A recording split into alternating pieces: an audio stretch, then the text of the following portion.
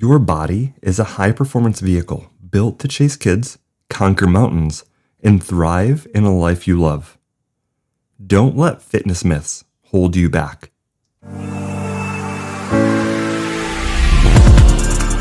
Welcome to The Practical Edge. We're here to strip down the old and rebuild a better you, helping you redesign your life with clarity, courage, and practical strategies. If you're ready to stop settling and start evolving, you're in the right place. I'll be your host, Bill in England. Now, let's get on to the show. Today we're going to talk about some of the common myths that may be holding you back. Sadly, this is information that is everywhere on social media and in gyms. If you are busy and want to get stronger, healthier, leaner, you don't have a ton of time to waste. So let's get to it. Think of your body as a high-performance vehicle, designed to keep up with kids and grandkids. Enjoy your time with family, traveling, maybe navigating the stairs or getting to and from the ground, and exploring the world, not just surviving, but thriving, to hopefully live a life you designed for yourself. To those I serve, including myself, working out isn't about trying to get on Men's Health magazine or Women's Health magazine as much as celebrating life through movement, seeing what is possible, not having limitations when somebody needs something done, or wanting to travel and explore the world, not feeling limited if we want to go to an amusement park or national park, if you want to go hiking or go for a walk, while also feeling sufficient and confident in your body. So here we are. Number 1, you can do cardiovascular work and still benefit from strength training. You do not have to divide them up and should not have to choose between one or the other. Overall health and fitness can include a hybrid of training for your body through strength training to build muscle mass, tissue resiliency like your ligaments, tendons, and improve bone density, while also improving cardiovascular health to improve your heart's efficiency, improving your circulation through your body, while also improving your metabolic rate and improving body composition, thus how your body looks and feels, which in turn fights against many chronic diseases. Number 2, weightlifting is not about PRs and maxing out as much as building resiliency. In my 20s, I'd admit my ego got the best of me. I was strong, but fell victim to my own ego, working harder, not smarter, resulting in injuries. Lifting heavy in itself isn't the issue as much as pushing through compensations and not training intelligently, giving time to activate muscles and warming up the body to load appropriately, rest and recover between sets and or workouts, and operating with good form through each and every workout, allowing our bodies to be in a biomechanically advantageous position during a lift.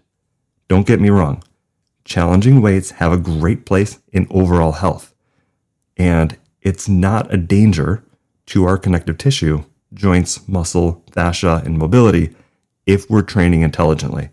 I just drove past 2 guys that were probably in their 70s to 80s at a park, actually just doing pull-ups. That was really cool and inspiring to see.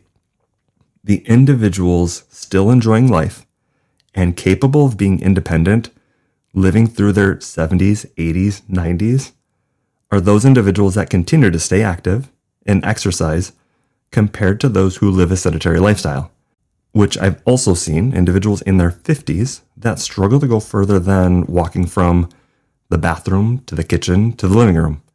In other words, fear avoidance is not the answer to build a capable, resilient life that one can enjoy through aging. A well-rounded program will also help improve resiliency on all of those components of health. It does take effort, it does take intention to get out of our comfort zone, to challenge ourselves and audit that comfort in order to live a better life long term. Number 3, more is not always better. Working harder is not always working more efficient or smarter. Efficiency beats volume. And the nice thing is, we have a lot of research now that supports this ideation. In my programming, for example, myself and my clients, I often start somebody off around 10 sets of a particular muscle group twice per week. and progressing that in time towards around 20 sets based on and depending response to intolerance. This is within the range of optimization during prescribed working sets for most of us. Rep ranges will differ depending on the muscles we work, whether that's fast twitch or slow twitch muscle groups, our goals, and what we want to become better at, whether our goal is endurance, strength, hypertrophy, or power. If we're learning movements for the first time, that's also going to change our programming a little bit, where it takes nearly a month for our nervous system to adapt to movements and become better, more efficient at that movement before we truly begin to phase into something like hypertrophy or muscle building, in other words.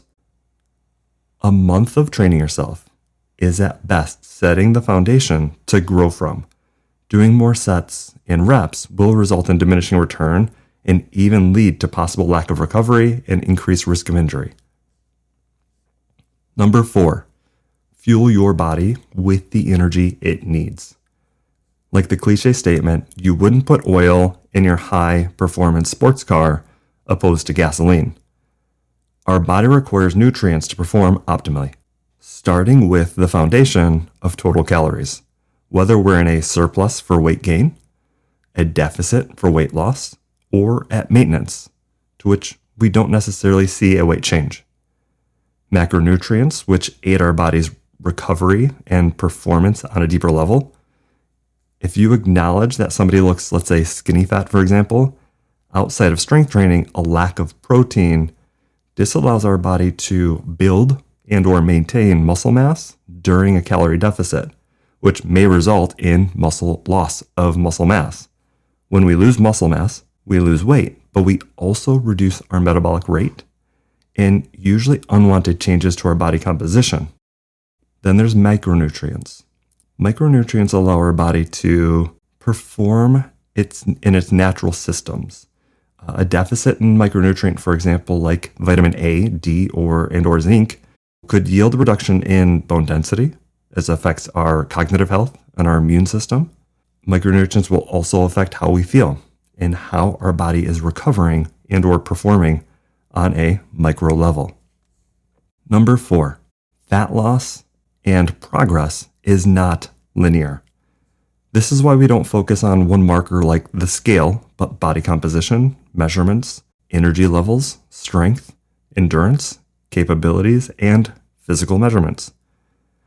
There are going to be periods where the body wants to stay in homeostasis and resist adaptation to change. Just like mentally, we often like our comfort zone and may resist change without breaking through mental barriers.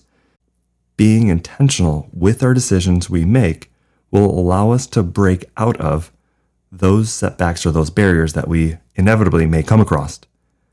Our body, too, likes consistency for survival. Unfortunately, our body is designed to survive and not necessarily thrive in today's comfortable environment. That's going to take consistent effort in breaking through plateaus, which requires sustainability, consistency, progressive overload, and constantly challenging ourselves both physically, thus our body, and mentally.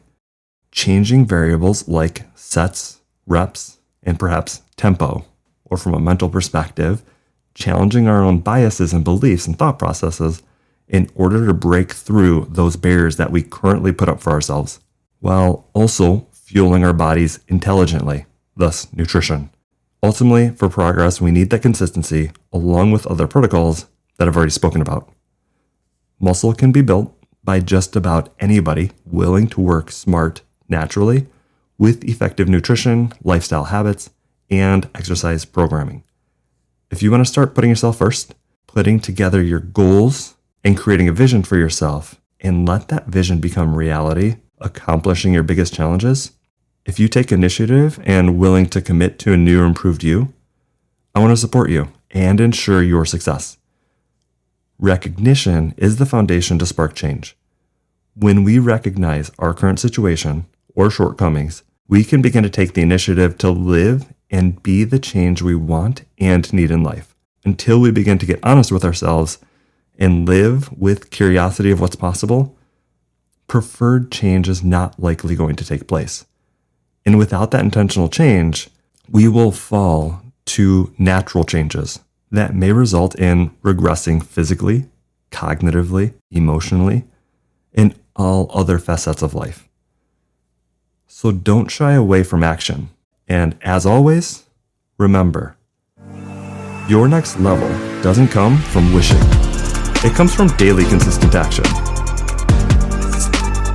Lean into discomfort and stay relentless. Average is optional. Growth is a choice. And the practical edge is where you sharpen that choice. Until next time, stay focused, stay driven, keep leveling up.